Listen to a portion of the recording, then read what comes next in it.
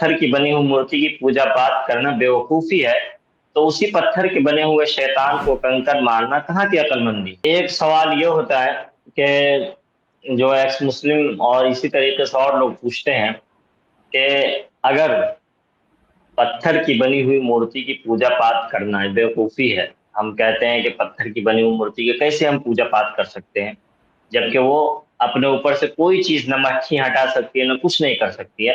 تو ہم کہتے ہیں کہ پتھر کی بنی ہوئی مورتی کی پوجا پاٹ کرنا بیوقوفی ہے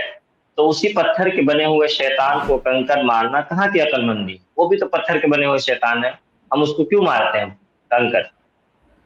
دیکھیے، پہلی چیز تو یہ ہے کہ ہم پتھر کی بنی ہوئی جو شیطان ہے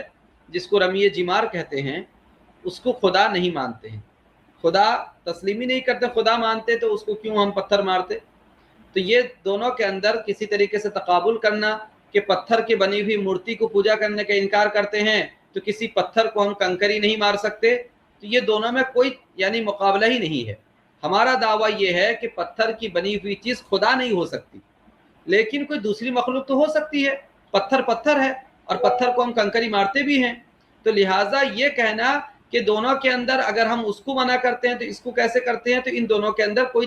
تعلق ہی نہیں ہے۔ اب یہاں ایک بات سمجھیے کہ مسلمان کیوں ایسا کرتے ہیں۔ دراصل مسلمان اس کو حضرت ابراہیم علیہ السلام کی اس واقعے کو یاد دہانی کے طور پر کرتے ہیں کہ حضرت ابراہیم علیہ السلام اور حضرت اسماعیل علیہ السلام کا جو واقعہ تھا، جب حضرت ابراہیم حضرت اسماعیل علیہ السلام کو اللہ کے حکم پر قربانی کرنے کے لیے لے کر جا رہے تھے اور شیطان اس وقت حضرت اسماعیل کو بہکا رہا تھا، تو حضرت ابراہیم نے اس وقت یہ کہا تھا کہ یہ کنکری لو اس پر مار دو۔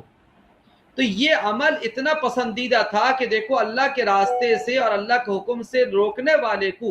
گویا کہ کنکری مار کر راستے سے ہٹا دینا چاہیے، یہ عمل اللہ تعالیٰ کو اتنا پسند آ گیا، اللہ تعالیٰ نے یہ فرمایا کہ تمام لوگ اس عمل کو انجام دیں۔